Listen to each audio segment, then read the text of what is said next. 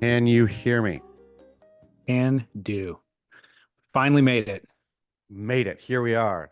Are you becoming a Florida man? I I am a fan of certain parts of Florida for sure. The stereotypes do exist, rightfully, but there's beautiful parts of Florida too.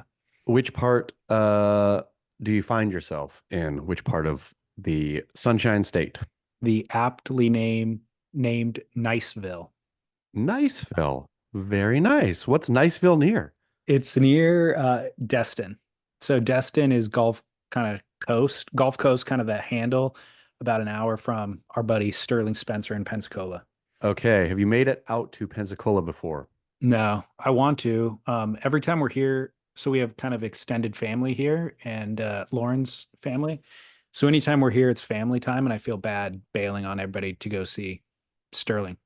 Worth it though. I mean, if there was I'm gonna do it. anyone who was going to be worthwhile bailing, it would be to go see Sterling. Agreed. I'll do it eventually. But so here's the deal. Destin is like Branson, Missouri, almost. Like it is 100% touristy. Just these big, obnoxious stores that are all beachwear. Like it's an emporium of beachwear.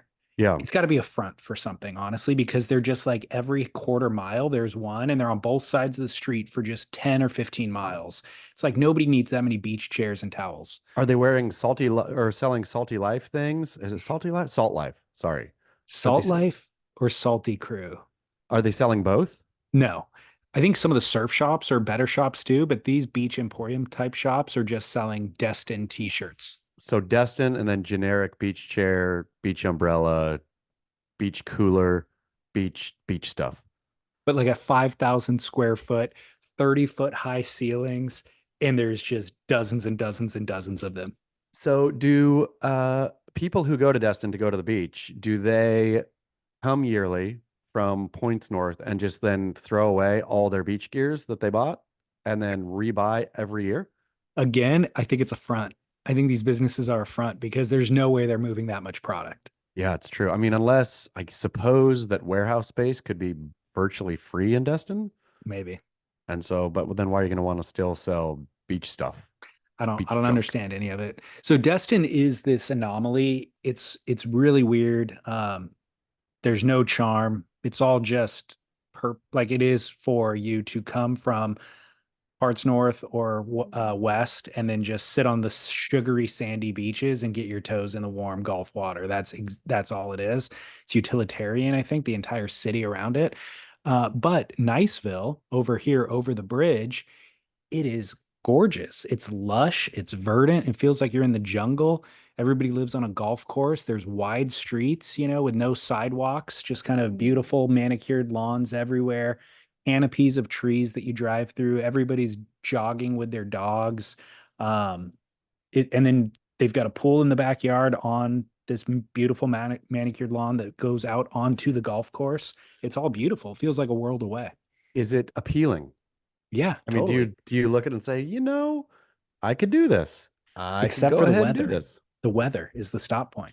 It's just hot, humid It's freaking hot and humid. all the Like, time. I mean, I don't know about all the time, but it is a lot of the time for sure.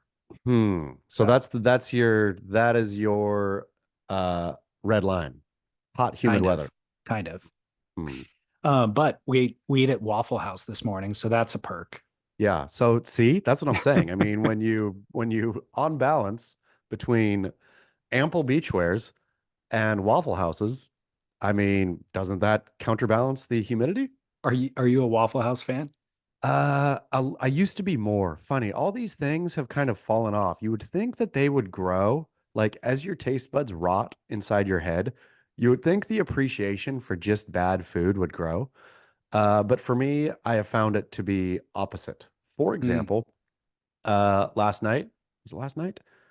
2 nights ago, was up in LA for the premiere of Trilogy. Look at me going to a surf movie in Los Angeles. And I do believe that Trilogy is a funny one here because I feel this is Trilogy New Wave for not to confuse the listener with Trilogy First Wave or whatever it was called with Taj, Joel, and Andy. This one stars Griffin, uh, Seth Moniz, Seth Moniz, and E- Ethan Ethan Ewing. Ewing.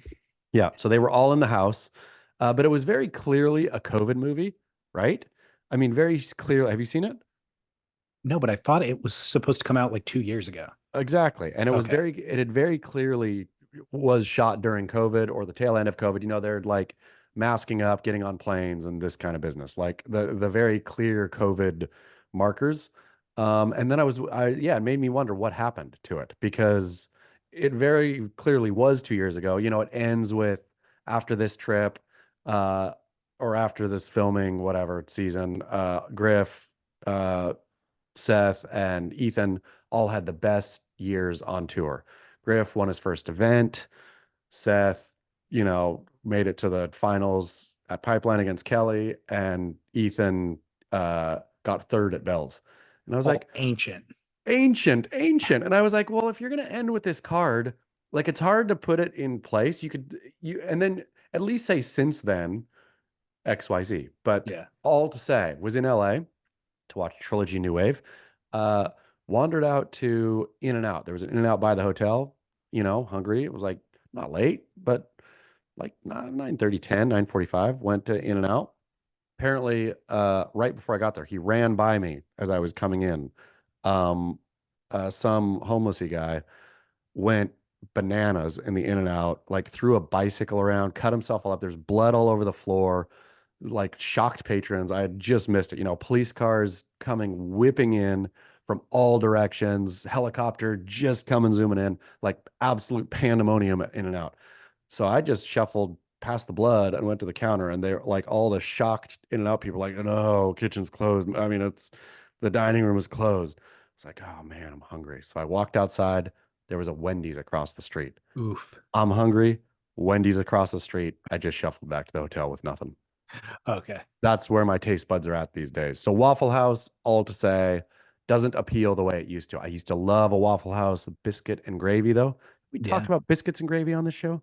I don't know if we've done it on the show, but you and I have off air, of course. Yeah, biscuits. I mean, I think I had biscuits and gravy with you in Florida at Yeah. the Florida Surf Film Festival. But biscuits and gravy is my favorite possibly meal on earth with these refined taste buds that don't like Wendy's anymore. Biscuits and gravy. Ooh.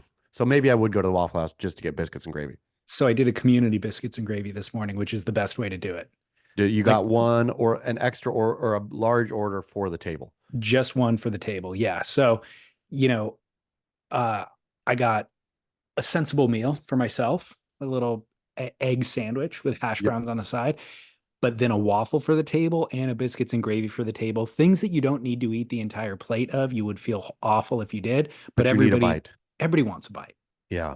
Biscuits and So gravy, that biscuit and gravy. Ooh, did you pepper it up? yeah, I did not pepper it up. It had plenty of black. You could see the flecks in it. Sausage gravy, phenomenal. Great, man. It makes me want to Terrible get for on a plane. It's solid. Biscuits and gravy is one of those things that you can find oddly out in the West. I mean, a restaurant will have it on the menu, yeah. but it's not a staple here. Mm-mm. And I don't know why not, especially in these tough economic times. I feel that biscuits and gravy must have risen out of tough economic times. Totally. Like sticks to your ribs, can't be expensive. It's just biscuits and Yeah, gravy. totally. Hits the spot every time. It really does. Waffle House for me is, it's an institution. It's like a cultural kind of icon. But I was watching my beloved Anthony Bourdain the other day, and Lauren walked in, and it was a episode set in South Carolina. He was Great. having dinner there with this famous chef, Sean Brock.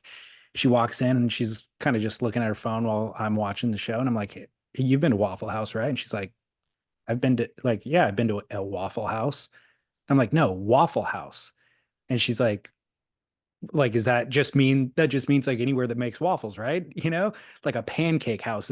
Why do you refer to it as a pancake house for some reason instead of a pancake restaurant? But you just do. So she You thought do. that's what I was doing.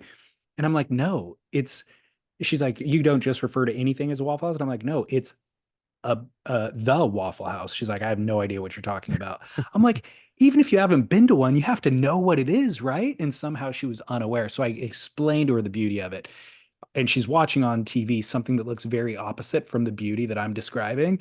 And so now here we are in Florida, and I'm like, we're driving down the road, and I'm like, there's Waffle House. And then we drive further. Look, there's another one. See, Yep. see how important they are? They're everywhere, turns out Waffle House also has what's known as the Waffle House Hurricane Index. Are you familiar with Oh, this? I am sure not. So they're open 365 days a year, 24 hours a day, but they're in like parts of the country that get hurricanes.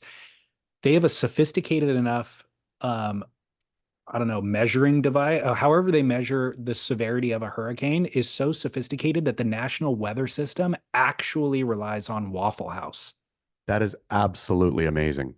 if you can believe that. Can we get Waffle House to be interested in wave height and all this too? So Surfline could also rely on Waffle House. I feel they would do a better job. How incredible is that? It's absolutely incredible because it doesn't like I like it because Surfline or even when you let the government do it, right? There might be some, let's make the people panic a little bit. We need a little panic juiced in the economy. We need some, we need people to go buy. We have a glut of plywood right now. We need to juice it. So let's just say one's coming. If you're the national government, if you're Surfline, it's okay. Who's buttering our bread here? Should we say waves are good or not so good? Waffle House, in charge of this, has nothing to gain from anything other than keeping the doors open, right? So I Yeah, feel they would be the most honest arbiter of course, hurricane information, but also, and they would do it exactly the way you'd want to do it because Waffle House doesn't want people to come to the restaurant and then get slammed with a hurricane and then, oh man, now you're housing people in a restaurant and all this kind of stuff, right? yeah, So it's the exit, but they also don't want people not to come. So I would imagine Waffle House in charge makes the exact amount of both bravery and caution that you would want for something like this. totally. Yeah, it's an amazing contribution. Oh man, Uh, I'm fully going to petition that Waffle House take over as the wait, official forecasting partner of the World Surf League. there has to be an equivalent. It's like this isn't this is geographically limited, but like burrito places in Southern California are filled with coastal burrito places in Southern California near beach, good surf spots are filled with surfers every morning. And there could be some sort of a system where the surfer comes in and just indicates what the waves were like that day. And That's that would be a true. more accurate reflection than what Surfline provides. That is 100% true. That's what we need. I was thinking you were going to say the burrito house should be in charge, but no, because they would just say it's pumping every day Yeah. just to get surfers to come in and then be depressed and then go eat burritos. But if you had an iPad system set up at burrito shacks across, at least we could get Southern California, across Yeah. greater Southern California, come in. How was the surf? How was your surf today? And what would you actually call the waves? It'd be the perfect mix because if surfers are calling it, you know what you're going to get. If it's actual surfers calling it, not kooks, Yeah. which I feel that only actual surfers eat burritos after a surf. I think the kook goes somewhere else or doesn't eat or is too busy with the rinse kit to be hungry or something's going on there. Uh, so I think you could add if a actual surfer says it was 2 to 3 and fun, you could say, okay, that's actually great. If he says 1 to 2, whatever, you would just know. I know Mhm. if a surfer is giving me the report, what to add and what to subtract. Totally. And on the list of questions they have to answer in order for them to actually receive their burrito is what board did you ride? Like what? Oh, that's it. And then That's that can kind of help you figure out who they are in the lineup and also, if the waves are big or small or whatever. yeah, exactly. I mean, to be honest, you would need, don't want exact wave height. I want big, medium, small waves and what board you were on. And that's all, and maybe age. And you could tell everything from that. Yeah, totally. All right. Well, we figured this out. Thank you very much, Waffle House. Thank you. Their contributions never end. Sure don't. And so, sure enough, Lauren was repulsed by the idea of going to Waffle House and actually eating. The more I talked about it, the more repulsed she became. Even though I was trying to really hype her on it, it was having Sell the it. exact opposite effect. So the other dad who's here and myself took our two kids to Waffle House this morning, and the girls are like, "Oh, we're gonna stay home and make eggs Benedict and champagne." I'm like, "Look, make an extra set for me. I'm gonna come home and eat that too because that sounds amazing. However, Waffle House first needs my patronage." Exactly. And good call. And I feel these are the kind of traditions. Does other dad have a son as well or a Daughter. daughter? Okay. Either way, it doesn't matter. I think these are how tradition starts. That's great. Like someday Austin will be taking his young son or daughter to Waffle House, and young son or daughter will be like, the whole thing will get explained, et cetera, et cetera. Young son or daughter might say, "Why are we doing this? This is what you do." And then great grandkids pretty soon are patronizing Waffle Houses. Agreed. Becomes the lore grows. Hmm. Well, coming off of last couple of weeks, Don't Say Gay segment, I've got something to read to you. Actually, before we do that, let's go. Noble Rot, directing people back to Noble Rot. Yes. Obviously, Noble Rot's listenership came from the grit, but now listenership, it's all coming full circle. We're getting feedback on the listener line that is directed for Noble Rot, but aimed to land on the grit. It's tough to explain, but I'll play a call for you right now. Okay. Um, we were talking about your last episode was about the ideal modern man. Yes. Important to get into. It is, of course. And of course, one Cersei Wallace joined the show. So we'll direct you. If you didn't listen to that, you should go over and listen to that because everybody says more Cersei. But this call is adding to that. And it's pulling information from one of our old episodes of The Grit. But I've figured out, obviously, there's so many new listeners in the course of the time that we've been doing this that they haven't heard our rules to live by from the past. And I just expect that they do. But then a call comes in like this, and it's like, oh my gosh, they had no idea. We just assumed that they already knew this before we started outlining the ideal modern man. But, they didn't know it, and they landed on the conclusion on their own. So this is Ken from Atlantic City. I was listening to the new show, and I had two more rules for men that they should not do. And surfers are the worst at both of these. One of them, men should not be wearing shorts at night. I've always had this rule that night shorts they should never be a thing, and surfers do it all the time. For the most part, surfers dress like absolute slobs, and it's just a bad look. Like, I miss the old times when, like, men would get dressed up in suits and go to the boardwalk, but that time's long gone. Another one, flip-flops. I see people out all the time to, like, dinner and wearing flip-flops. Nobody wants to see your toes. Men should just never wear flip-flops in general. I refuse to do it. I'd rather go barefoot to the beach. And, like, when did surfers decide that, like, flip-flops are, like, acceptable dinner footwear? It shouldn't be a thing. Nobody wants to see your gross toes. But I thought I would add those two rules because they drive me absolutely nuts. Keep up the work. I mean, these were among our most important rules that we set out at the very beginning and were controversial at the time, but apparently not everybody listened to those episodes. It's true, but it's good to remind people. And for one, it's wonderful when people come to conclusions on their own that have been concluded, right? We just know this is truth now. This is when things move from hypotheses to truths, which on Noble Rot, the point of, and I think I'm going to start collecting these, and we can build. They will be the rules for the modern man, brought to you by Noble Rot, or I don't know, something. We need to this confusion here, but the confusion will get sorted over time, I feel, right? I mean, at some point, Noble Rot will just be its own thing. Just needs only 4 episodes in. Go listen if you haven't listened. But anyhow, I like the differentiation because I've come down that men should never wear shorts.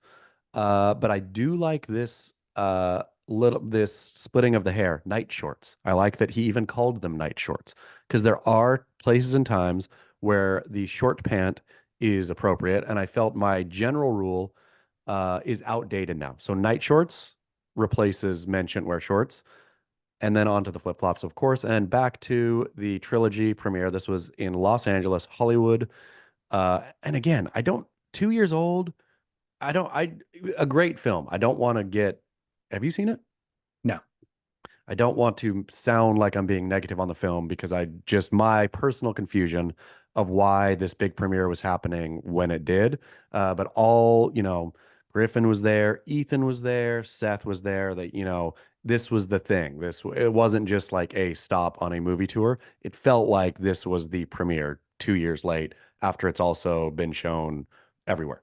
And But in any everybody case, switched sponsors. yeah, yeah. Maybe not everybody, but Griff I for mean, sure. it felt like though this movie must have been why Billabong signed him, because unless they went back and did some ad, there's not one. I mean, there's Quicksilver's on the early footage, but they must have thought, okay, we want to make the second trilogy. We want Griffin to be part of the trilogy, so we have to go sign Griff because there's So, no Quicksilver stickers on his board. no, so when they filmed it, he was Billabong, and then he switched to Quick before they released the film. Oh, I'm sorry, he's Quick now. They were all three Billabong. That's why That's they were making the film. Which is, see, and this is, I suppose, serves you right, Authentic Brands Group, for having this muddle so confused in my head that I thought the whole time I was like, oh, Billabong must have signed him, and then they must have shot this movie. No. He's Quick today. Yeah. So like, this was originally a Billabong project, I think. yeah, I mean, and it still is, right? As Yeah. Billabong presents, and there's not one Quick on his board in any of them, which is, I Right. guess, why you only have footage from 2 years ago or whatever. Right. But yeah, great footage though. I gotta say that film, it's probably the first surf film it wasn't arty, like the first kind of, for a surf film, like big dollar, or you could tell there was a budget behind it, right? Like this thing was paid for. Yeah. They had some shots where the drone, I think it was in Indonesia, the drone, and it was all red, right? So you have red cameras on drone, which is epic. The drone would fly out to the lineup, catch one of the surfers on the wave, follow him, and then swing around. Like there's a couple swings when they'll get barreled and it'll be follow, follow, barrel, and then turn around like that, like over the barrel and see him coming out, which those kinds of shots I had never seen before in a surf film. And a bunch of like super high def drone shots of them doing airs, but it's like above them, right? Like filming down on them. So just like the kind of nuance of watching what they're doing with their feet or their arms or their heads, not that any of it is reproducible by you or I or the listener, but fascinating to see what's going on in like micro slow motion from crazy high def on a drone above these guys doing their thing. Were you going to say something about the attendees of the premiere wearing shorts and sandals? Exactly. That's where I was going. So much. Again, this is Hollywood at night. Yeah. I wouldn't want to wear flip-flops in Hollywood at the best of times, right? I mean, the aforementioned in and out story is probably enough for me to close up my feet, even if it's, purely aesthetic. It's gross, but also at this point, it's hygienic and you will save yourself from hepatitis. A lobby full of shorts and flip-flops. Yeah, surfers are the worst in terms of dressing for an occasion, because even when they do, even like Kelly Slater, for example, like he's got wealth, he's got probably stylists that would love to, give him guidance, and he dresses like a clown at so many events, just like has no direction for his style. No, he dresses like a surf dad, which is how everyone dresses. Like to dress up, you put on your cleanest t-shirt, like a brand new t-shirt. You put on a brand new t-shirt and brand new surf branded t-shirt or a brand new short sleeve button up. And you pair that with a pair of brand new jeans. And that's what somehow equates as dressing up, is your clothing being brand new out of the cellophane. And then I think for sponsored pros, that's what they did. They would wear their stuff and then, I got an event, I'm putting on my brand new stuff. And then I think the person at the event looks at surfer wearing brand new straight out of the cellophane stuff and thinks, oh, that's dressing up. So then they do that too. They have I would love a little YouTube clip of surf dad getting ready to go out where wife says, hey, we got a big dinner tonight. And he's pulling open his regular shirt drawer. Oh, closes that, pulls open the shirt drawer where all the shirts are brand new, still in cellophane. Picks one of those. Well, this relates to the thing that I was going to read you a minute ago, which is coming off of our Don't Say Gay segment. So an email came through and just said lingo as the headline. And it says, quote, love the show. Based on the subject of of my email, I wanted to discuss lingo, not necessarily surf lingo, but two terms that I feel spread around the world in an epidemic fashion over the last 15 years that I think traveling surfers planted around the world. And so they're the ones to blame. The first one being, quote, for sure, or pronounced almost as one word, for sure. Yeah. This didn't exist in my mind 15 years ago and is now one of the most overused terms when people are in an argument or in agreement about something. Even worse is when people use the term consecutive times in a row. For sure, which makes me want to jump out of a window. Pretty good conditions out here, man. Yeah, for sure, for sure. The second term is, quote, no worries. Does anyone other than Mick Dundee have the right to say this? He's the first person I've ever heard say it in Crocodile Dundee. I think an excellent movie, by the way. I presume it originated in Australia, but now I hear everyone saying it, including my mom, who is 76 years old. Not sure if this is a barrel or not for using terms or just a dump topic to begin with, but I was curious what you guys think. As much as it drives me nuts when people say these terms, even I say them now and then, which makes me want to slap myself in the face for sounding dumb. Added bonus if you use both of them in one sentence. Work, Doug in Rhode Island. Doug, you're exactly right. I am a abuser of both of these words as well. You bringing it up, Doug, makes me feel very bad about myself because it's true. I use for sure less and not as one word, but I'm sure I use it on this podcast all the time. For sure, for sure, for sure. And especially the rolling for sure when Mhm. you agree with something or you want to caveat something. I hear what you're saying, but let's add this for sure, for sure, for sure. And no worries. Yes, has plagued me. Me too. So, but I agree with him that Yeah. it is dumb sounding and I think what happens is those are short term or shorthand phrases, right? Hey, was this clean clothes or dirty? Okay, I added one more dirty over there if you don't mind, because I thought that's what the pile was. Have you Um, have you seen real quick the meme making its way around of the clothes too clean or too dirty for the drawer, but too clean to wash? Welcome to no, the chair. no, that's perfect though. Yeah.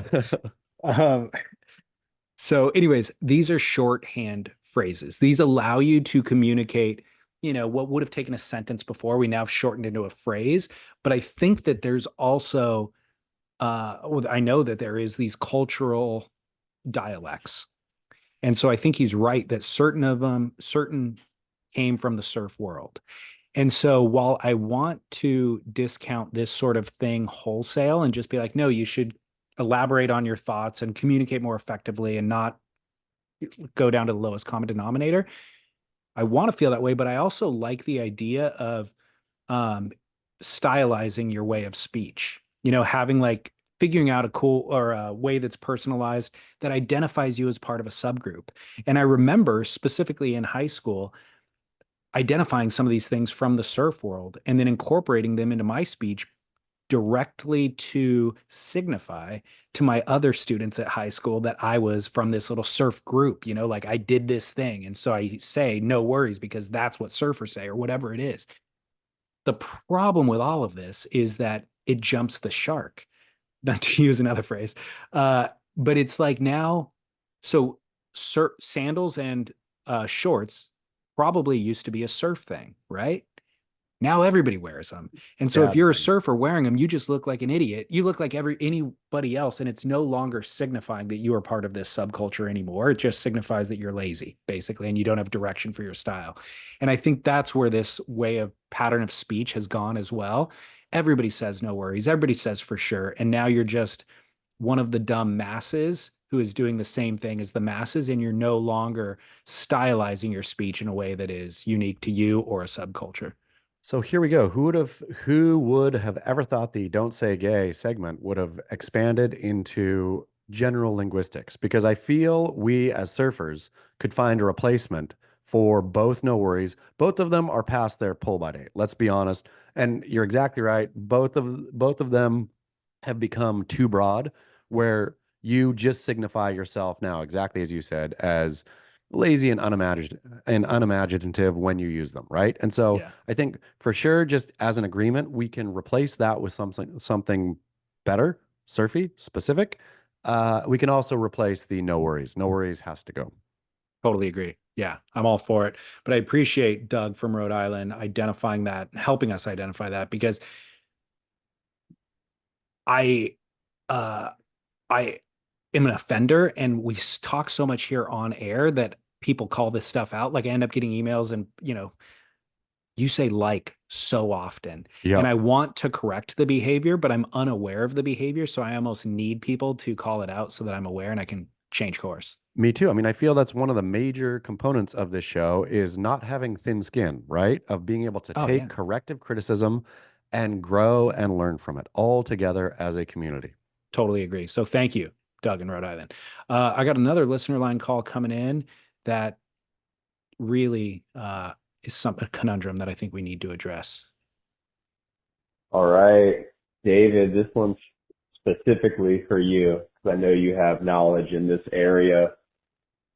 Just got back from going out to eat with my lady and another couple, little double date action. Went to a cute kind of wine bar restaurant, but like it's nothing fancy. You can wear jeans, you can wear shorts and a t-shirt and flip flops in this place. It's pretty chill. They've got a good number of bottles of wine on the menu, and they do wine by the glass. Anyways, my lady and her friend asked the bartender for a wine recommendation for a glass of red, and the bartender gave them a recommendation. At the end of the night, the tab shows up, and they have bought 4 $30 glasses of wine. Everyone was pretty shocked by this. I chose not to say anything for the following reasons. It was not the most expensive by the glass on the wine list. And I get it. It's not the waitress's job to look at us and go, do you know it's $30 a glass? Are you sure you can afford it? Like, I get it, but something still feels off about the situation. I feel a little chafed. So what do you think? Totally normal? Like, should I just have known better? Or should my lady have known better? Or was this like a little bit weird for the restaurant to do and not recommend something that was more mid-tier? Let me know your thoughts. Wine guy. All right, work. How relatable is that? Man, my goodness. I mean, I feel this is a PSA, to be honest. This is a PSA to, if you were going to ask, I mean, I should let you lead. This is directly, No, go. specifically for you. But I mean, my opinion on this matter is if you were going to ask, expect to pay the premium and hope to get a good glass of wine, right? Otherwise, don't do that. Don't ask. Look at the best thing to do, I feel, is familiarize yourself at the not you, who has time or energy to become a total wine buff, right? Right. But everyone's gonna, if you're an adult, you're going to encounter needing to get a glass of wine or a bottle of wine at some point. You can't have no knowledge. If you have no knowledge, you're going to be stuck. You're going to get something gross for the table, or you're just going to luck into something. So at the very least, I feel you familiarize with region, or with country and then region kind of. So, for example, know that, whatever, New Zealand does a Sauvignon Blanc as its thing, and that, whatever, just very basic. And then get the second to cheapest glass of whatever is in your basic palette that you're going for. Because if you ask, you're going to get stuck.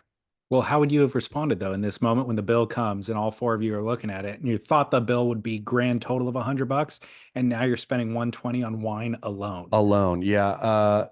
To be quite frank, and this is rude, if I felt like I was really hoodwinked in this, if I felt like I was going in good faith, Yeah. that I wasn't dangling my Maybach keys in the guy's face while I was ordering, that I wasn't in a tuxedo with a cummerbund, uh, I would take it out of his tip. Like, not Oh, not the whole thing, but that was not good service. And I don't like to tip based on service. But these days, in the tipping epidemic years, I feel that we got to rein this in anyhow. And so if I feel that you purposefully led me to an expensive place, then I will tip you based on the wine price that I thought was fair. Right. So I'm gonna knock, if you're 120 alone in wine, I'm gonna knock your tip down to 12 to 15%. Sorry about it.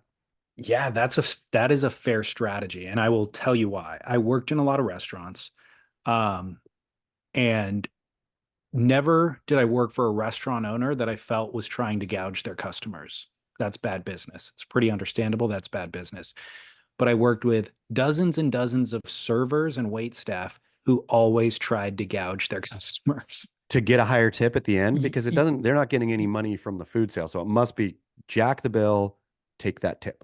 Correct. And even outrightly rip off the customers by, it's a party of eight or more, we add gratuity on. So I'm adding the gratuity, but I'm not going to tell them that I'm adding the Yeah. gratuity, hoping that they just tip on top of that.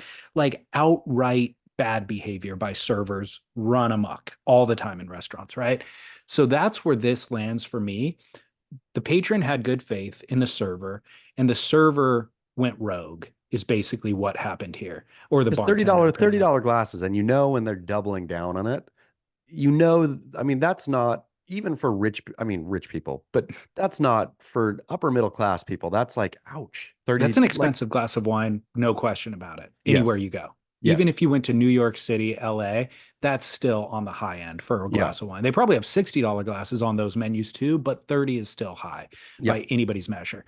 So this absolutely, there was some vagueness in the communication. So maybe you could blame both parties. However, I would put most of the blame on the wait staff on this scenario. When I was a waiter and somebody would ask for a recommendation, I wanted full transparency. And so I would point to the menu. I'd be like, what's really good? And I would communicate what's really good. And as I'm communicating, point to the wine and slide my finger across to the price and then remove my finger so Yeah. that they could see and then make an adjustment. And then I'll make another recommendation at a different price point, so that they're not at the table, they're not saying, I'm choosing this one because it's cheaper. They could just make their own decision based on my information. It's also rude I feel the server can put you in a spot of recommending the high price one, and then are you going to go against their rec and be like, you're just Yeah. going to look like a full cheapskate in front of the table. So there's a way to handle this as the server, and this server opted not to do that, right? So the only problem here is it's uncouth to call the server out at the end of the night. At the end of the night, you get the bill. And so this is where our listener was kind of calling for the position, the perspective he was in was like, we got the bill, and what do? Do you now have a confrontation? It doesn't have to be confrontational, but just have a confrontation with the server and be like, hey, I'm not comfortable paying this price. I wish you would have let me know this price, whatever. And then leave that bad taste in your date's mouth before you go home. You know what I mean? Like you can't do it. It's just a poor way to end the night. Yep. So what I would do personally, he's asking for advice. Here's how I would handle it. And here's how I've handled it myself in the past. As I've gotten older, I've learned this is you don't want to sully the night. So you suck it up, you pay the bill. I like Chaz's strategy too of just downgrade the tip a little bit. But if you go to sleep and you wake up and you still feel strongly about it, send an email to somebody who cares. So the way that I interpret this, having been on most sides of this equation, is the owner does not want the wait staff gouging their customers. The owner does not want that customer leaving that night with a bad taste in their mouth or feeling like they need to confront the wait staff. So if you can get an email off to the owner and just explain with no emotion kind of what happened, I think that owner would appreciate it. And I think that they would love the opportunity to correct the problem, like either by giving you a gift card or something like that, and by reprimanding the staff, or at least having a conversation with the staff and correcting their behavior too, so that they don't do it again. I think that's the best. When I'd send that email, I would not ask for anything. I wouldn't say I want to be made whole from this situation. Just I would FYI. do it. Just FYI, like, hey man, here, we're thrilled to come out. We're thrilled to drink good wine. We would love to come back here, and you guys are a great restaurant. We'd love to drink more wine here. However, I felt like your wait staff maybe, miscommunicated.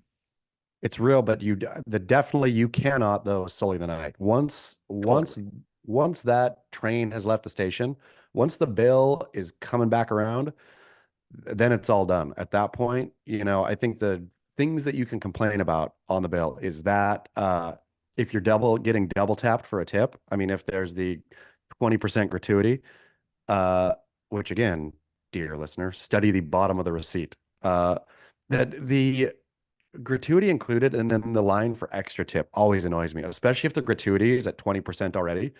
And they're like, we're getting you full blast here, which is great. I'm all about the 20% tip. We're getting you full blast, but we're going to put a little bit on your conscience too. That, here you go. We're gonna tweak you just to make you feel bad, not putting an extra number there. Tip culture's out of control, dude. Out of control. Out Totally. of control. Well, okay, solve that one. Moving on. I'm dying to hear the details of this story. Lunada Bay forced to roll out welcome mat to surf kooks after landmark settlement. They settled. The Palos Verdes Estates has been going through the court system, a lawsuit brought by everything I can tell, massive kooks. Like the way the people describe the plaintiffs described going to the beach, described how they were treated at the beach. Anyone who's going to bring a grumpy local to court, unless that grumpy local beat your face in and like paralyzed your wife in front of you, is you don't do it, right? None of these people were physically assaulted. The plaintiffs, they were made to feel unwelcome, right? I think one was told to go home, and the other one, uh, one of the Bay Boys, this is the famed Lunada Bay Boys. One of the Bay Boys was towel changing in front of one of the plaintiffs who was a female, and she feels that he purposefully was not so careful with his towel, so she could, like it's this kind of stuff, right? So all I can tell is these plaintiffs, full on kooks. This has been going through LA court system for a minute. Palos Verdes Estates as the defendant, since that's where Lunada Bay is. And I'm assuming Palos Verdes Estates is like a gated community thing, right? Gotta be.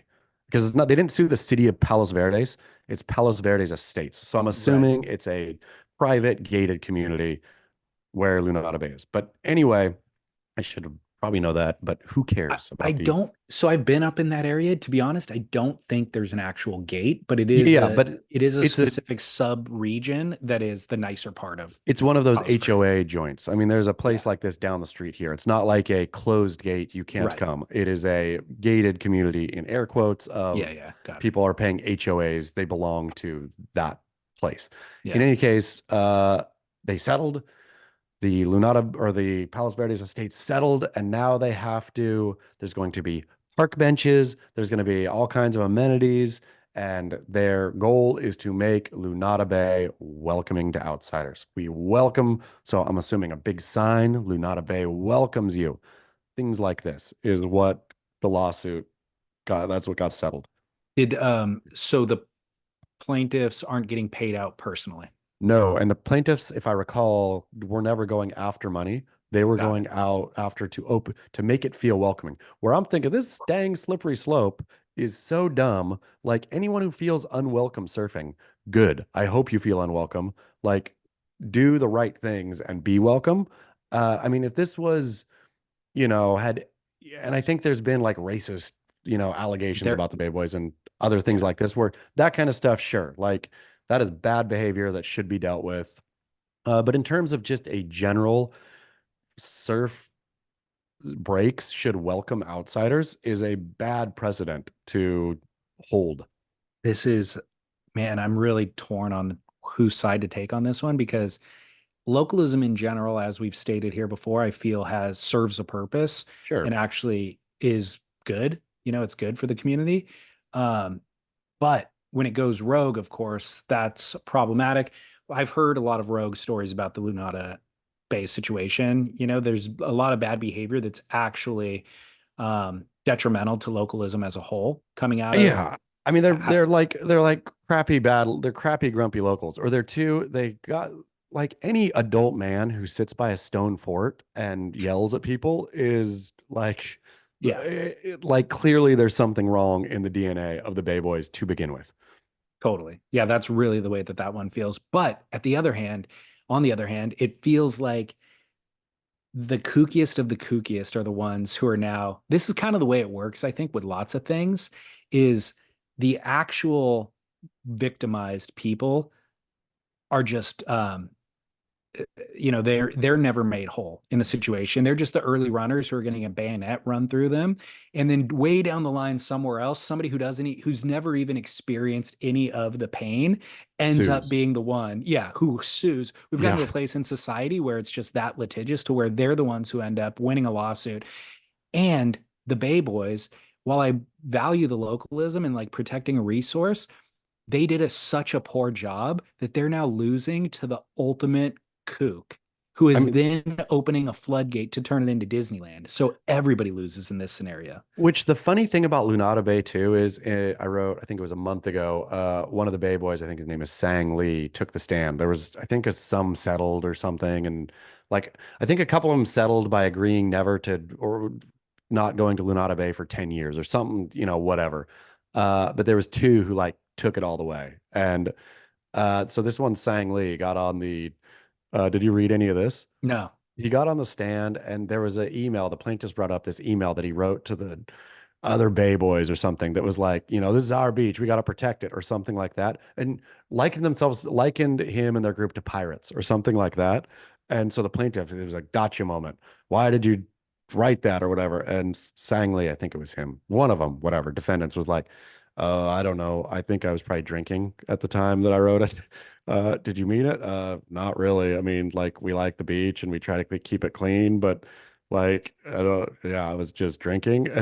And then the judge or the plaintiff's attorney was uh, like you're trying to keep outsiders from this world-class wave. And he was basically, it's not a world-class wave. It's like maybe a little better than average is how he described it. So at the end of the day, though, anybody who's going to go out of any kook, any Val who's going to go out of the way to surf Lunada Bay is going to get exactly what they deserve, which is Yeah. like a wonky wave that breaks like maybe good-ish Yeah. a couple times a year.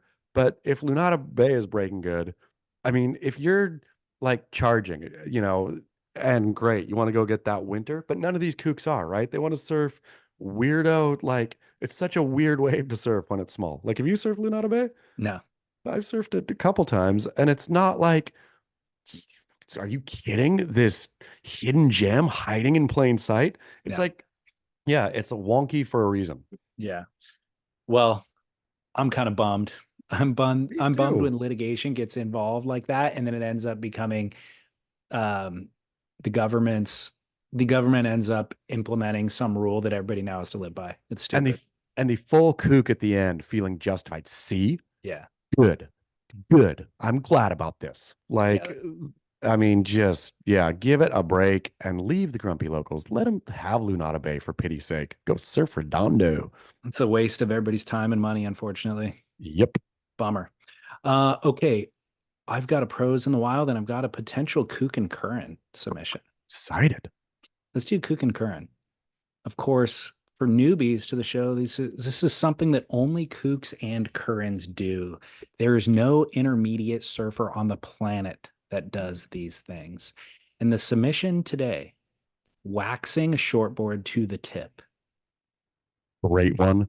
Have we not done this one? I don't have it listed in my archives. Then talking about hiding in plain sight. This is the Lunada Bay of Kook and Curran. This is absolutely perfect.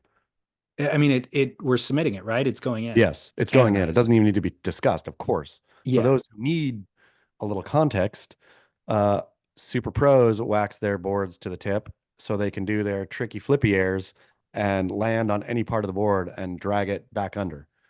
Yeah, Kooks do it. Idolo going into the finals day at Lowers, it was like he was riding a black color board, so you could see the wax very clearly, and it was lit all the way up to the tip. And he needs every square inch of that space for what he's doing, right? Who Yeah. knows where that dude's going to land? He doesn't even know where he's going to land. And kooks, of course, have no idea how to like. This is the first step, I feel, after they've waxed the bottom of the board already for speed. And then somebody tells them, nope, And then they flip it over and be like, okay, here's the traction, and goes so far north towards the North Pole of that board as to be absolutely absurd. Yeah, I totally. feel the big intermediate move, I feel, because that's the funny thing. I feel for every kook and Curran, there's the what everyone else does to avoid being a kook, essentially, right? Which I went through years and years and years, and I probably still, it's not as bad now, but years and years and years of waxing only the tiniest patch for my front foot. Like I was gonna hit it every time, but not wanting the kooky overwaxed board, I would do a rectangle that was basically about as big as my foot, and that would be my wax job. Was it because you were too lazy to wax in between there and the back? I just thought, I literally thought I'm not a kook who's waxing to the nose. I'm also not, this is basically where I stand. And I'm sure I was slipping half the time because I wasn't hitting my one Yeah. tiny mark.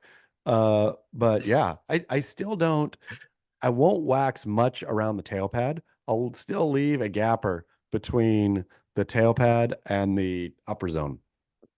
That had you seen like a pro do that at some like I don't know that I I've don't even really know. seen that often. Really? Yeah, I don't think so. I just thought, why am I waxing somewhere I'm never going to go?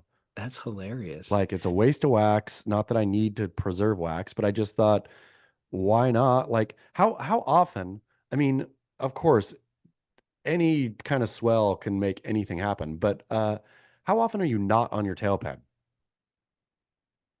I don't use a lot of tail pads anymore, but you're right. If I was riding a shortboard with a tail pad on it, I'm always on it. Yeah. And so like, and I get if you're, getting barreled and you need to scooch you up to get your speed pump going on, blah, blah, blah, then you better have wax there. That's not happening to me in where I surf. Yeah. So I'm going to pop up. My back foot is going to be on my tail pad. Why do I need wax from the tail pad up until where my front foot is roughly going to be? I've Yeah. expanded that zone now outside of the triangle, but I'll still wax my boards that way. Well, when you watch Tom Curran, his feet are moving all over the place. He's shuffling forward and backwards, using all of it. So I that's the gotta, idea. I've got to aspire to Curran here and not to Kook and wax Yeah. to at least wax above my tail pad. Yeah. All right. Well, we're submitting officially.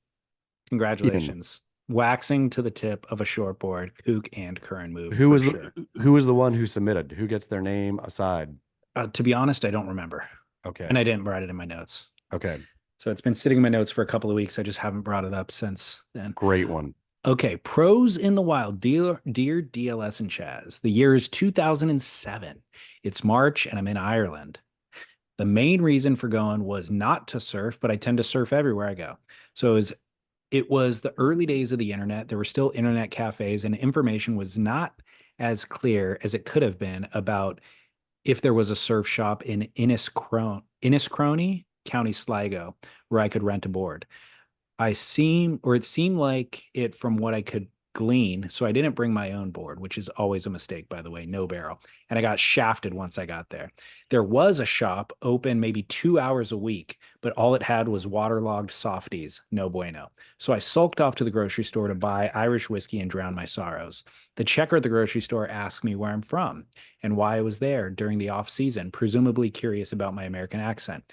I explained that it was spring break for Americans and airfare was cheap and it seemed like a cool place to visit. My only regret was not bringing my surfboard to surf at SK. Esky or SK? I forget No what that idea. spot's called. SK. I explain. All right. So, he says, you want to do a bit of surfing, do you? You'll be wanting to talk to Mickey. He proceeds to pick up the phone and call a friend with a line building up behind me at the check stand. There's a young lad here that wants to do a bit of surfing. Have you got Mickey's number? He writes down Mickey's number. Wicked, cheers, and then hands me the number on a slip of paper. Kind of flabbergasted, but grateful. I walk outside to a payphone and I call the number. Hello? Yeah, is this Mickey? Yeah, I got your number from a guy that says I should give you a call. I'm looking for a surfboard to rent. He asked me, where are you at? I'm in Inniscrony. Where's Inniscrony? It's a phone booth. Or where exactly in Inniscrony? I'm at the phone booth outside the grocery store. Which one? The Londis? Yeah, the Londis. Okay, I'll be there in 5 minutes. What the hell? Who does this? Is this some sort of tag team serial killer setup between the checker and the accomplice?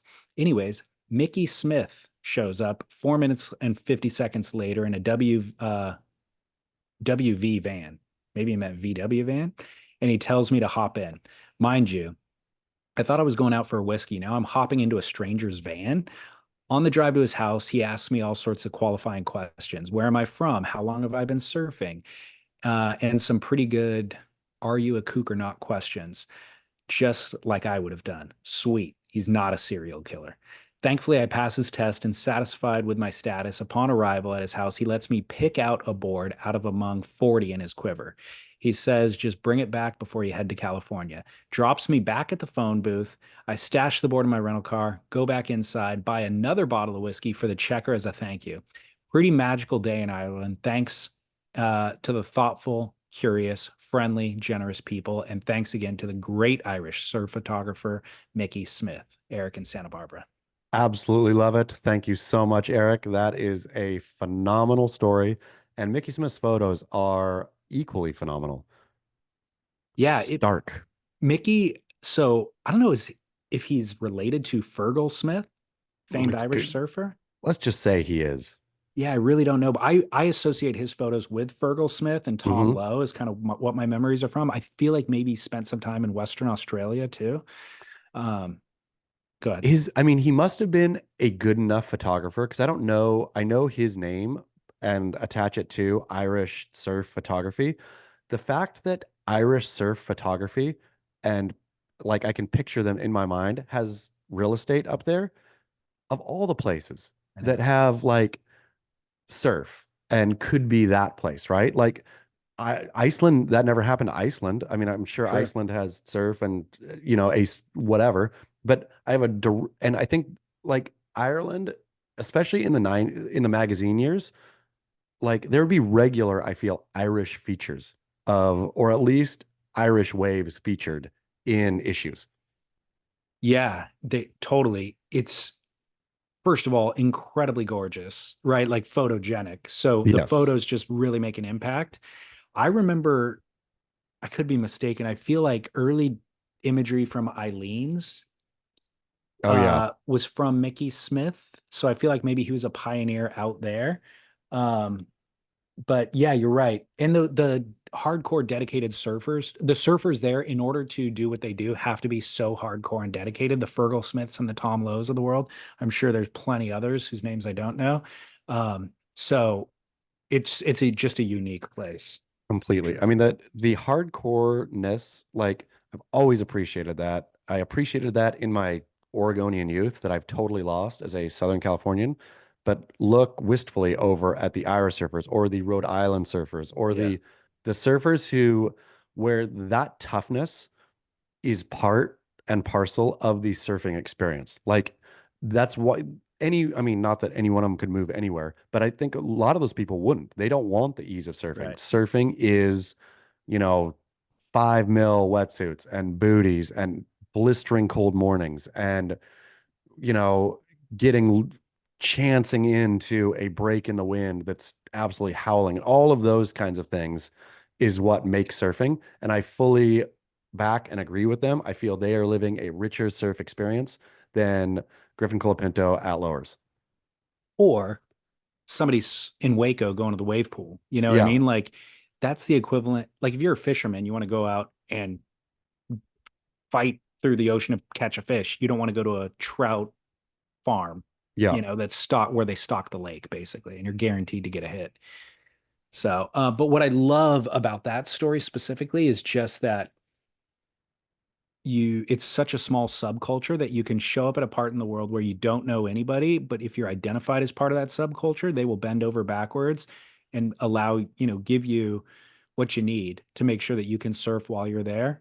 No strings attached, drop it off before you go home. I suppose this is where we worry about the Valpocalypse and the like exploding, lineup population in, I don't know, Southern California, Florida, probably places where the Val has decided surfing. I want to do this and I want a longboard and this is going to be fun. Blah, blah, blah, blah. I feel all of this though will self-correct while traveling because Mickey would have sussed out if he was like, what kind of board do you ride? Oh, I have like a 9 foot tough light board. It's pretty cool. Uh, gone. Like you actually have to know the stuff. You actually have to be a surfer. You can't be a Val in order to get in these kinds of ways. If that were the answer, 9 foot tough light, I would have taken a sharp left turn in the V-Dub van, reached over, opened the door, and then just given a swift Kicked. kick out. Actually, be a right turn, I guess, if you're in Ireland. Would Opposite be. side of the road, opposite guard. Yeah. Oh, funny thing, you're over there in Florida. Kevin Miller of the Florida Surf Film Festival is here in Southern California. Kevin Miller from the Florida Surf Film Festival. The surf has been tiny, tiny, micro in Southern California. I haven't even thought about thinking about surfing. One of the guys who's like that on it every morning guy. I saw him at the Yeah. grocery store this morning. He is the on it every morning guy. When it's small, he rides a 15-foot glider. That's how on it guy he is. Asked him if he was out this morning. He said, nope. Like it is Wow. the first time I've ever. That's how bad it is in Southern California. But Kevin Miller here wanted to surf. Guess what I gave him as his board? CI Pro. 9 foot tough light. What No I way. somehow have one in the like I can't remember even where it came from. But it is that thing. I will say for tough lights, I don't dare ever bring that thing inside. I don't like that thing gets I throw it over my head as far away as I can from me or anything I love. It lands wherever it lands in the yard. It lives there until Kevin Miller comes over. They say, you got a board, like a longboard? Yeah, I got one. It's in the backyard. How about it? So but it still floats. So tough light technology is like a miraculous plastic. Wow. Yeah, I think they delam. They have other problems, but This one never has. This one has literally lived out in the baking backyard. Like, crazy. yeah, forever. Crazy. Well, sorry I missed Kevin Miller too. I know he sent an email a while back saying he was going to be in California on those dates. I'm like, that is so weird. I'm going to be in Florida those exact dates. Yep. So ships passing in the night. Okay, well, I need to get back to my family here in Florida. So let's go to commercial break and then we'll go to Barrel or Not to close out the show. Chaz, back with Barrel or Not. Excited. Look, we were talking, pull your mic like 3 inches away from your face further. Is it Let's get getting a muffled. feedback fuzz? Okay. Sorry. Just a little muffle when you go high volume. It kind of I'm distorts back. it a little I'm bit. back in the sauna. I need to go back to the desk upstairs. Has a better auditory thing going on. Yeah, no, it's good. At that distance, it's just right. Well, we were talking earlier in the show about restaurant experiences. So first barrel or not, looking at a menu in advance before you go out at night. Like Oh, you're going to a restaurant. My buddy was having his anniversary the other night. And so they have a fancy restaurant they want to go to, and he's studying the menu the morning of before they go out that night. no barrel. I'm going to say no barrel on that. Get to the restaurant. If you like, okay, I'm a menu studier if I'm trying to pick between restaurants and usually pick between low quality restaurants, right? Like if I'm out looking for a quick lunch and I'm thinking, oh, do I want the Euro place or the whatever? I'm like between three kind of mid-tier to low-tier options. I'll quickly go because if you're Google mapping, the menu option is right there, right? So I'm Yeah. not like going to the website. I am quick menu, like look and see, quick, bad, and then make my decision based on there. If the decision is already made, you're going to this restaurant, what are you doing? Go be a sophisticated, take the menu, read it, decide what you want, then and there, order it. So I'm taking the opposite approach. I'm going, this is full barrel. This brings me so much joy. You know, when you have something exciting that you're looking forward to, so much of the joy in it is the anticipation and the building up. You have a vacation planned in 6 months. That vacation only lasts 2 weeks, but I have 6 months of pining for it and fantasizing about what I'm going to do. And that's the exact same thing with the menu is I've got a bunch of work to do in these 8 hours of the day before we go out tonight. But you know what can spice up my day a little bit is checking out that menu and fantasizing for 3 minutes right now during my workday before we get there just to whet my palate. It's funny because I totally hear you, and I feel I am the exact opposite side when it comes to finding out the sex of your unborn child. I'm all about finding out. I'm like, Totally. it's a surprise when you find out anyway. Like, well, you're getting the surprise early, and then you get to prepare and like think about it in that you can think of your unborn child as a real person instead of as an amorphous thing. Where to Yeah. me, and I get the people who want the surprise, but I feel like you're saying that the study the menu before, pick your thing, off you go, is the version of finding out the sex of your child. I'm advocating here for the wait until birth and be shocked at what comes out. I'm just saying, if you know where you're going and uh, you know that it's good. Like we're not just talking about going to a restaurant. We're talking about anniversary. What you said it was anniversary, right? Yeah. Yeah. So we're talking about a special meal. Yeah. So you know you're going to get something special. And what do you like? I mean, what was the name of the restaurant? Do you know? I have no idea.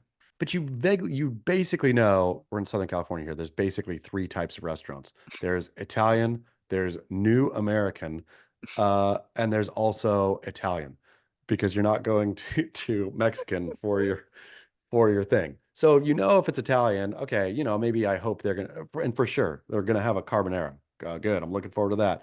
If it's New American, you know they're gonna have a fussy burger and He got a the fuzzy burger, by the way. did he get the fussy burger? He got the burger with foie gras. Yeah, fuzzy And burger. then he was like, in the end, he's like, nobody needs foie on a burger.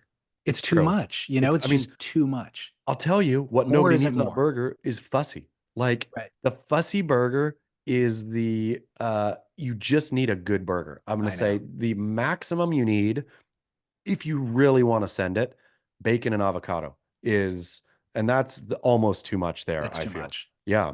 The bacon's too much, personally. So I agree with you.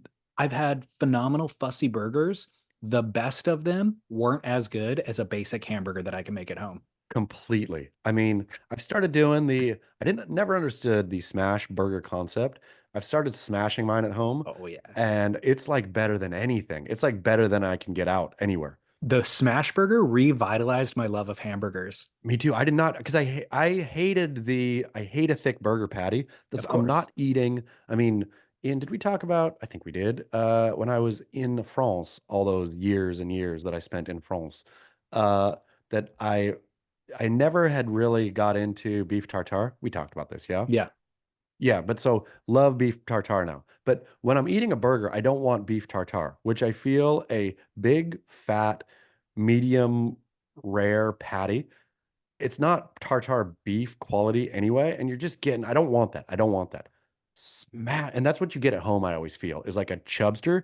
Yeah. Smashing that thing down is how you solve all your problems, which I don't know why it took a restaurant named Smash Burger for me to realize that you could actually do that. I thought like squishing it, you were wrecking it somehow. Me too. No, when I was young, I was taught it was like a thick, juicy burger is the way to do it. Like, let me show you, kids. Yeah. And they grill it on, and you want a thick, juicy burger. And I never liked it that much. The No. ratio was all wrong. And so the smash Completely. burger is a complete curveball that solves everything. The great part about the smash burger is the texture. Yep. It's crispy. You get a crispy crust on the burger. So, yeah, it is revolutionary. I think now, if you do a proper smash burger, you can actually do two patties because it's so thin that it's less meat than if you were to do one regular burger. And that cheese in between patties is to die. That's the best cheese. So my strategy for the smash burger, I've been working on it for a couple of years now. Cast iron skillet, of course, beef tallow. I buy Mhm. Wagyu beef tallow, which is fat, essentially. So I use that as the lubricant, and then I get a ball of meat. I don't season it at all. Just use like Costco has Wagyu ground beef, a ball of meat, salt it, put the onions, chopped onions on the top part. Then you use parchment paper and your press because the press will stick to the onions and the meat, not the onions, but the does. meat. So you use the parchment paper between to smash that all the way down. And then you just do, less than a minute, one flip, another minute, done. Brilliant. I've done the bad job so far. This is going to solve my problems. I do yours in terms of putting the onion on top, but then I smash it real hard with the spatula, and then I pick the spatula up, and there's my burger hanging, and then I really got to Yeah. sort it out. parchment. And by the way, the spatula isn't heavy enough. You need a press that has weight. You can get them on Amazon for $10. It's a game changer. It really does smash it thinner. The other detail, I'm sure listeners figured it out, but when you put the onions on top, obviously they don't cook until the flip. But when you flip it, those then cook and they cook into the meat and they also caramelize. It's phenomenal. I'm going to do smash burgers for dinner. But don't look at the menu in advance. Nope. Okay. Another barrel and agh coming in from the listener line this time. And I have a feeling that you will have a strong opinion. Hey, David and Chaz. Ryan from New Jersey calling in for the grit. Have a barrel or agh for you. Renewing your vows. If you read this on air, I will most likely be walking down the aisle, getting married in Chaz's favorite New Jersey town on the beach, Asbury Park, New Jersey. So I've been thinking about matrimony, obviously, the last couple of months, and renewing your vows came into my head. Barrel or agh. One more barrel or agh separate from getting married. Incorporating the term precisely in your vocabulary. I have noticed that Chaz loves to say precisely, so I started saying precisely. And I'll tell you what, the feedback has been fantastic. People think I'm smarter. I get more respect. I've been invited to a few science clubs around town. It's working very well for me. So barrel or agh, saying the word precisely. Looking forward to seeing you both at the boardroom show in a few weeks. Maybe we can toast a few Merrick lagers. Thanks for all the work, gents. See you soon. Bye. All right. Renewing your wedding vows. Renewing your wedding vows. I love that precisely, because precisely, when used like seasoning, it means something, right? It is precisely that. It's not yeah or right or that. It is like that to a T. You have to use it that way. You don't use precisely if there's any gray it is precisely that. So that replaces for sure. Yeah, it does. Oh, precisely. Except for sure is more general. Precisely can replace part of for sure. So we can, because for sure might need to be replaced with a team, right? Like, which is what we're advocating for anyway, generally, is that one word as catch-all is not helpful to begin with. So Gotcha. Precisely. In any case, I am an absolute no barrel on renewing wedding vows. No barrel at all. The wedding is bad enough in and of itself. You do not need to double down. The wedding is for the groom. The wedding is for the bride, right? And once you give her the wedding, you're done with that business. You don't go back to that embarrassing clown show where you, as adult man, are put in front of other people. You have to stand there receiving their gazes, like you as center of attention. Again, one of the rules for men, which I did not put in the Noble Rot show rules, but we will put them there, that now, don't be the center of attention. Rarely is a modern man looking good as the center of attention. The wedding forces that upon you.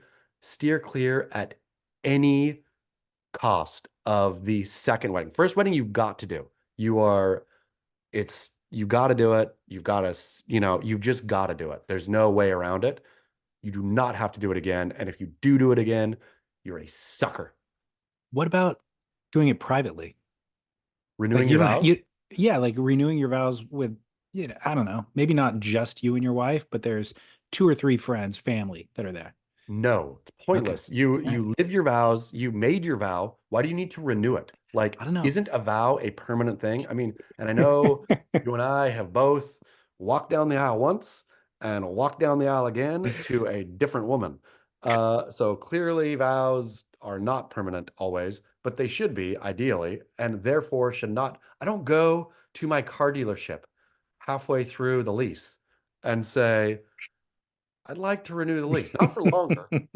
I would just like to let you know, let's do it again. Let me sign the paperwork again. We're going to, the same lease, same terms, same everything. But let's just can you put a bow on my car one more time? I really like that feeling.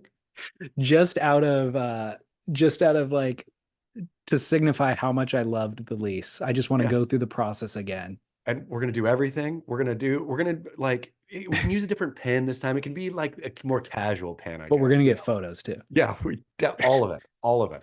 But it's And not post extending the about it on lease. social media. Okay, well, I think you've convinced me. I don't think this happens often, but I was coming in here as a full barrel. Like, I'm obsessed with my wife. I will, you know what I mean? Like, I just want to indulge in it, in her all the time, every day. I want to let her know. I want to let other people know. I want to showcase. I don't know. I'm all about it. Like, let's do lavish expressions of our love for one another, kind of a thing. Like, it's romantic, I guess, is what it is. But now that you talk about it, it's like, actually, I don't want to do that publicly. I don't want people staring at me. She will feel uncomfortable if people are staring at me and if I'm making a big scene about it. So what the hell? You're right. We don't want Just any of this. We want to do it no. in private. We'd rather not have all the attention. If you feel, dear listener, the deep desire to renew your vows, throw an anniversary party, like throw a banging party, but where you as male, if you're the male listener here, where you're putting focus on, like the way the party is planned is to focus spotlight on your wife. Uh, right? Like again, taking that spotlight, you do not want to do that, especially in this kind of thing, especially for something that, I mean, do you think John Wayne was out there renewing his vows and saying, look at me for being a good dude and sticking with it, right? I don't know that John Wayne was a good dude, but that's not the point. The point is we need to get back to a level of stoicism, of quiet, manly behavior that doesn't need to be looked at, that and prefers, even demands not to be looked at. Do not look at me. Do not look at me. Okay, I agree with you. You won me over, but I'm going to throw out another option here is throw that anniversary party, but it's not actually about your wife. What if it's about all of the friends and family in your life who have been supportive in the relationship? So Perfect. we're doing it on our anniversary, but honestly, For we you. appreciate you guys' love and support. And so this party's about all of you. We would not be here in this position as a loving, happily married, successful couple if it weren't for the support of our parents and our siblings and our extended friends. Spotlight out. Spotlight out is the best. Exactly. You as man, once again, as husband, that one time and thankfully, at least modern American tradition, and I'm assuming Western tradition in general, the man only walks down the aisle to seat his mother. Otherwise I don't even think he does that, right? That's the best man who does that. Yeah. I think man starts on stage, but I will tell you what, the two times that I was standing on stage, looking out, waiting with people just looking at me, were some of my least favorite moments in life, which includes being held in a Hezbollah dungeon and other things like that. Standing there, just people looking, your hands behind your back, you kind of trying to laugh with your and then it just keeps going and going until the music starts playing. And then brides coming down the aisle, people back and forth, looking at your reaction to, are you reacting right? Like the whole thing. You're right. Why would you do it again? You're right. It's awful. So the funniest thing, can't wait for Cersei to hear this clip. The least favorite part of my life was standing at the altar. But I agree with you. It is not a comfortable position to be in. It's zero. Like you want to get out of there, and not for what it means, all of that, but for that moment of being the center of attention. And if you had to be the center, like if somebody said, hey, you're up here to tell jokes, get at it, right? Like, here's a mic, this is stand up. I'd be like, okay, that's awkward, but at least I'm doing something, and maybe I'm actively failing at it, but at least I'm actively failing. That's standing there when you're just, what am I doing with my hands? Right. Where do my hands go? Hi, best man. We're up here together. Oh, hi, little wave. Like all of that. That was by design, by the way, for everybody else to gawk at you. You Yeah. are the clown in this scenario, or just the fish in the aquarium. They're like, we want this guy to really show, like, all strip down everything and just show how he feels about this woman who he claims that he loves and he wants to marry. Now show us, and we're going to stare at you. We're going to stare. We better see tears. Prove. We better see tears. Yeah. That's what it is. Yeah. Bad news. When we got married, when it came to us saying our vows, I recited my vows to Lauren, and later, like at the after party, one of her best friends was like, nobody could hear you. Yeah. Like none of us could hear you reciting your vows. And I was like, duh, yeah, because they're Yeah. for Lauren. Like, what do Yeah. you know what I mean? Like that was the intention. I'm communicating to her this very personal thing. Good. I'm glad you couldn't hear that. That was private, you know? That's the other bad part of the wedding and the vow renewal is that of both playing for this kind of thing, both playing your love to the person who you do love, and also if you have a microphone, right? If Yeah. you opt into this thing, playing it for the audience. I mean, we read our vows. Cersei crushed me on hers were way better than mine. But I went for the funny. You know, I try it's a speech, like you can't just be up there earnest. Like when I first met you, I really liked you. And then I fell in love with you. Like all of it. And so you gotta try to spice it up and make it funny. But then you basically are doing stand-up, Yeah. and I'm not a stand-up. Yeah. That's a great point. All right, fine. Don't renew your wedding vows. Terrible idea. In fact, no barrel. Okay, final one kind of relates, to be honest. I was emailing with a buddy, Yeah. and in his email, he said, uh, my new lady friend is a new surfer, and we're going to come down to the boardroom show. You'll meet her, blah, blah, blah, blah, blah. So I emailed him back and I'm like, referring to your new girlfriend as your quote, lady friend is barrel or not? Like, is that barrel or not? And so then he replied back, before I let you chime in, I'll just read what he said. He said, quote, 𝐿𝐼𝐻𝐲 layback barrel, but new is integral to the phrase. My new lady friend. It's only an option when you're actually describing this new relationship in conversation to your other friends. The ambiguity of the phrase is a widely understood wink, wink. On the other hand, introducing the significant other as your lady friend is a nah of the highest order. Girlfriend, I guess that works. Partner, get effed. But new lady friend, wink, wink, yeah, brah. And this has me thinking I might introduce her as my girlfriend for the first time to you, David, at the boardroom show. Inside, she would melt like a bar of wax mistakenly left on a car bumper. Then getting to tell her this entire story over Van Margaritas later that evening while simultaneously bringing her into the realm of the barrel or not fold would be epic. She'd find it hysterical and would only add to the memory of the moment. No pressure. I'll throw it out there at you if it's organic at the boardroom show. Okay, great. I'm gonna say barrel for lady friend. You have to be over. I'm gonna say you gotta be 25 and over to use lady friend. I was going to say 75. I mean, that's where you'd think. But here's the thing with saying girlfriend, and this is precisely why I made Cersei Wallace marry me after 6 weeks or whatever it was. Is I'm not calling you are too old to be a girlfriend. I am certainly too old to be a boyfriend. I'm not calling you partner. You're stuck.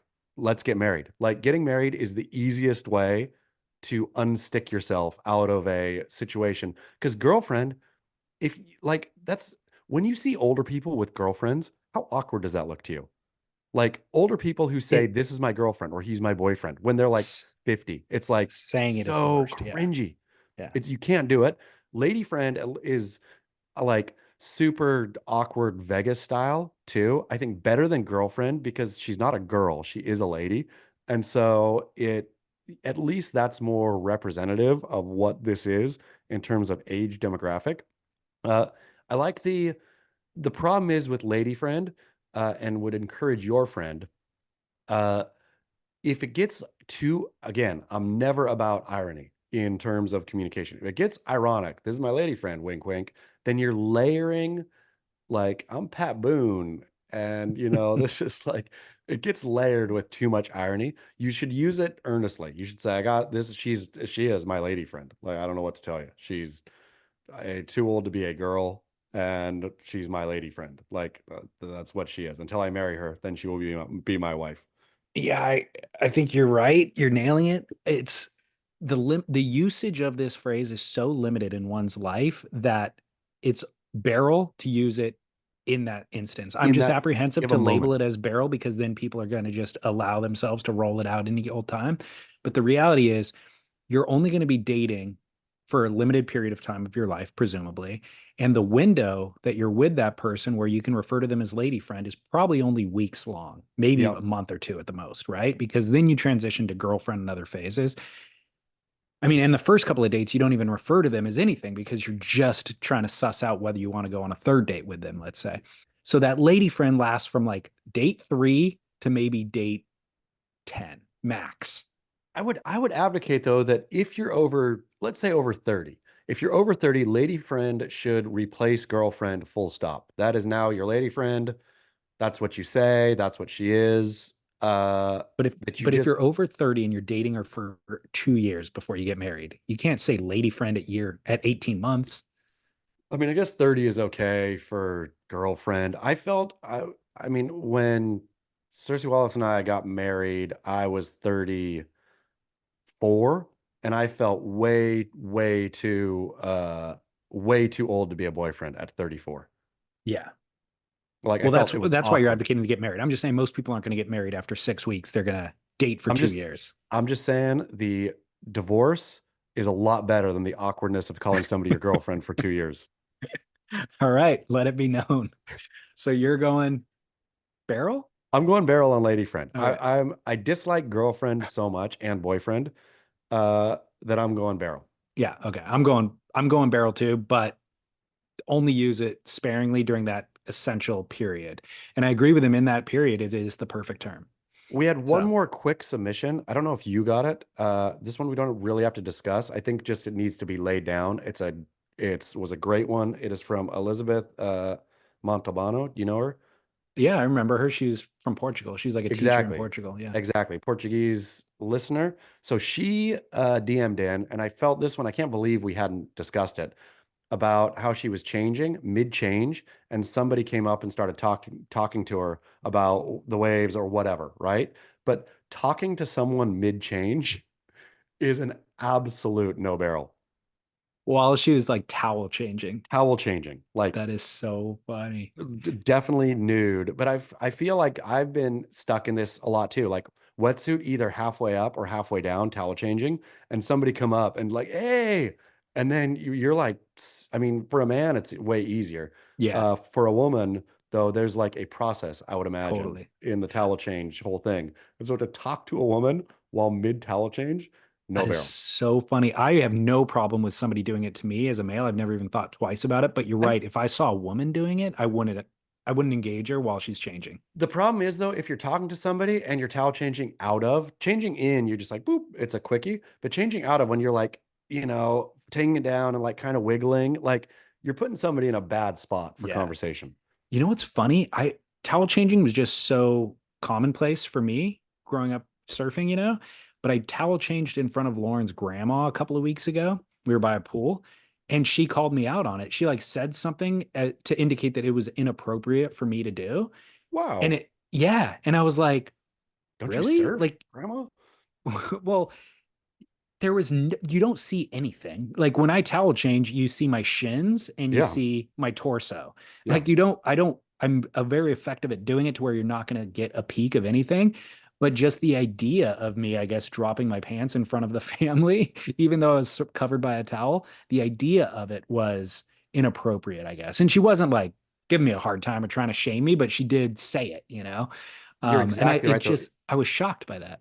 You're exactly right that it is so commonplace in surf life that I never think about it twice either. Like if I'm Yeah. at a hotel and, I don't like, oh, I got to go get in my bathing suit, go up to the room if I happen to No. be at the pool with my suit and dress, Yeah. then and how many times have you ever dropped a towel accidentally? Like, oops, Never. there it goes. Which is, there's a lot of stuff happening there where you'd think that would be like 1 in 20, maybe. It's never happened, I don't think, to me in my entire life, unless I was like wanted it to or was like giving up, like, nobody's here anyway. There's a pain. Toss the towel and finish your deal. But otherwise, never accidental drop towel.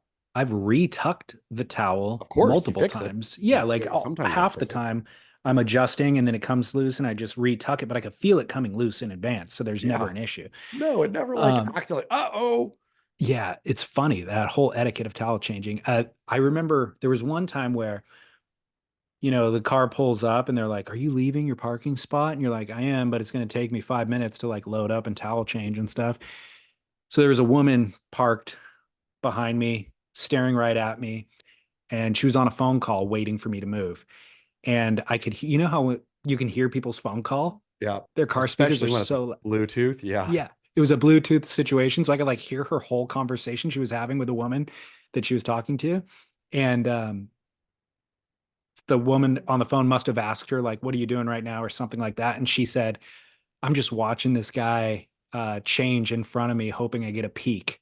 Oh, how good did that make she, you feel? She like made some sexual comment to her friend about me. And I'm sure I blushed. She probably had she thought that she wasn't being heard, obviously. You know what I mean? But I was like, felt That's like about as good a compliment as like if that would have happened to me, that would have been the best compliment I had ever received in my entire life. I don't know that I felt particularly like good about it. I thought it was kind of funny for her to say to her friend, but I felt kind of sheepish about it, to be honest. I would have felt so good. I would have felt like king for the week. Now that I think about it, I should have given her a little show. You should have. That was a free pass, actually. Lost opportunity. Yeah, lost opportunity. Anyways, all right. Well, I guess that's it, Chaz. Great show. Great show. Thanks so much for taking time away. I know it ain't easy on the road, but no, thank you much. Worked out. A day late, by the way. Sorry about that, listeners. And then we got a new episode of Noble Rock coming out of midweek, early next week, right? Tuesday, yeah. Can you? Tuesday works. Again? Great. Okay, Tuesday we'll have a Noble Rot. Is it Cannot the Noble wait. Rot or Noble Rot? Dude, you pick. Okay. Well, let's reveal at our 5th Noble Rot show. Can't wait. Are we gonna have artwork? Finally unconfuse the listener. I'll get to that sooner or later. You take your time. Thanks, man. All right, at Trash Pros on Instagram, at Surf Splendor. We will see you next week. Keep work. All right, thanks very much.